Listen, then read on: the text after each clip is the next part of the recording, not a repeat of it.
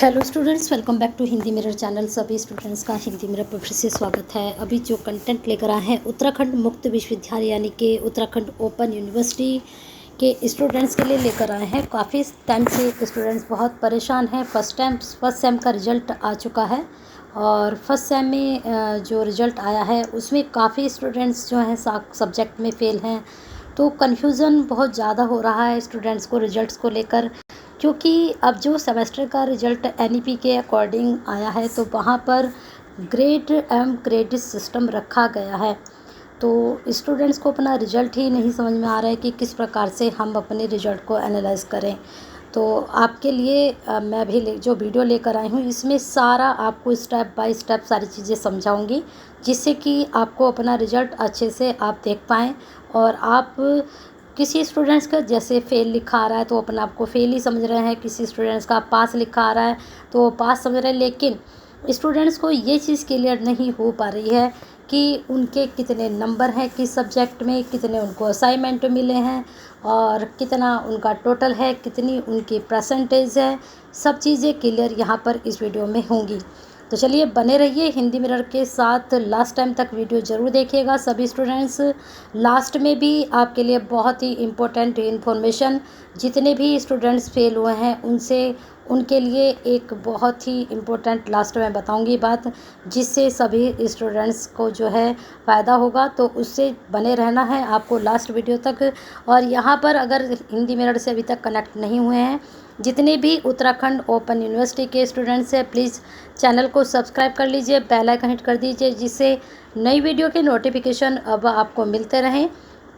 अब continue Hindi mirror पर आपकी तैयारी भी कराई जाएगी।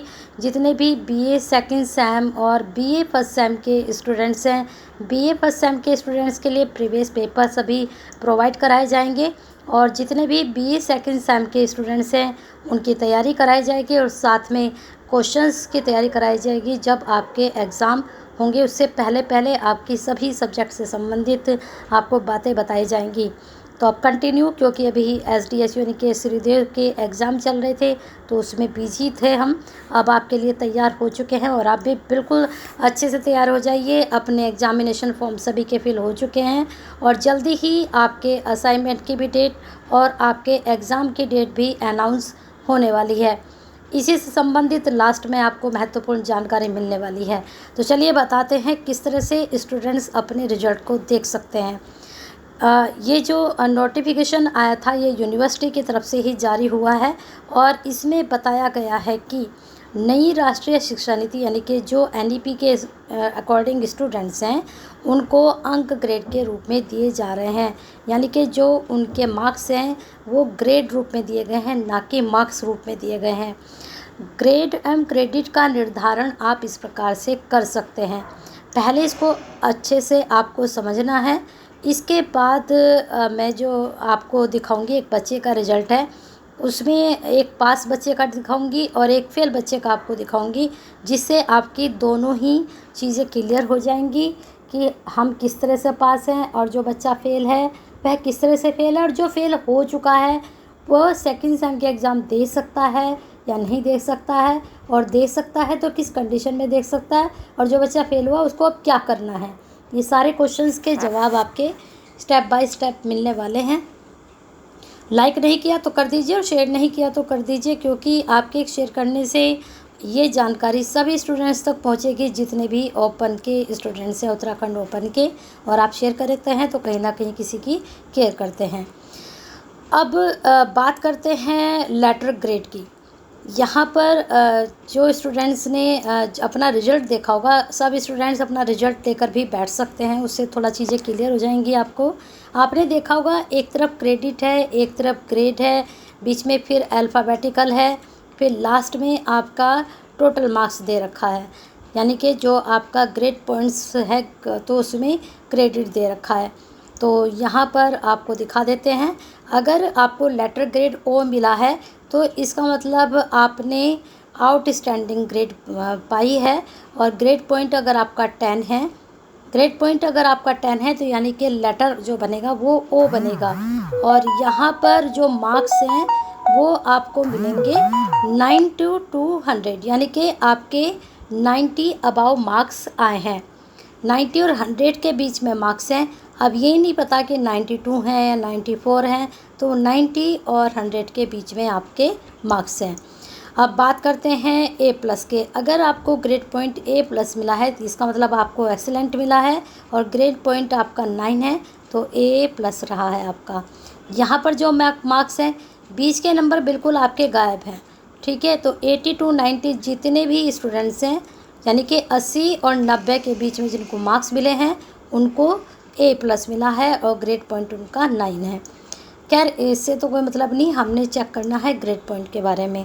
अब ए अगर है और उसमें 8 पॉइंट आपको ग्रेड पॉइंट मिले हैं, और 70 और 80 के बीच में, यानी कि 100 में से आपने 70 और 80 के बीच में मार्क्स गेन किए हैं। अब बात करेंगे कि जब अभी देखेंगे हम, जब रिजल्ट दिखाएंगे तो काफ़ी स्टूडेंट्स की ये भी क्वेरीज है कि मैडम हमारे जो असाइनमेंट के वो नंबर कितने हैं, और हमारे जो थ्योरी थी उसमें नंबर कितने हैं, वो भी चीज़ मैं आपकी क्लियर करूँगी। पहले इन चीज़ों को समझ लीजिए। नेक्स्ट है बी प्लस में गुड है, यानी कि 7 आपका ग्रेड पॉइंट, और 60 के 70 के बीच में आपको नंबर मिले हैं। अब आते हैं अबाव एवरेज बी में। अगर आपको बी मिला है तो 6 आपका ग्रेड पॉइंट होगा, और 50 के और 60 के बीच में आपको नंबर मिले हैं। अगर आपकी सी ग्रेड आई है तो आपको ग्रेड पॉइंट मिला होगा 5, और यहाँ पर आपके मार्क्स आए हैं 40 to 50, यानी कि 40 और 50 के बीच में। अगर पी है, सिर्फ पास लिखा है, इसका मतलब आपकी ग्रेड पॉइंट है 4, और आपके 30 के और 40 के बीच में आपको मार्क्स मिले हैं। फेल की बात करते हैं। फेल में आपको 0 मिला होगा जितने भी स्टूडेंट्स हैं, मैं भी रिजल्ट दिखाऊंगी आपको। फेल में 0 मिला है सबको, और उसका 35, यानी कि 35 से नीचे नीचे उसके नंबर हैं। और ए बी का तो मतलब अब्सेंट होता ही है, उसका भी ग्रेड पॉइंट 0 ही होता है। जितने भी बच्चे अब्सेंट होते हैं उनको भी बैक का फॉर्म फिल करना होता है, और जो स्टूडेंट्स फेल होते हैं उनको भी बैक का फॉर्म फिल करना होता है। दोनों ही स्टूडेंट्स को फिल करना होता है। तीसरी कंडीशन है, अगर आप अपने मार्क्स से खुश नहीं हैं और आपको और ज़्यादा इम्प्रूव करना है तो एक फॉर्म भरा जाता है इम्प्रूवमेंट का, तो आप इम्प्रूवमेंट भी डाल सकते हैं। ठीक है, ये चीज़ें सब क्लियर हो गई। और यहाँ से संबंधित आपकी कोई भी क्वेरीज है, कोई भी क्वेश्चन है तो आप पूछ सकते हैं। चलते हैं आगे। अब SGPA लास्ट में आपने देखा होगा कि यहाँ आपको SGPA मिला है लास्ट में। वो क्या है SGPA, उसको हम कैसे निकाल सकते हैं। अब आते हैं रिजल्ट पर। रिजल्ट में आपने देखा होगा कुछ इस तरह का आपको दिखाई दिया गया होगा, है ना। यहाँ पर कोर्स क्रेडिट, यानी कि जो आपके मार्क्स क्या थे, जो आपके मार्क्स असाइनमेंट के हैं वो आपके यहाँ आ गए।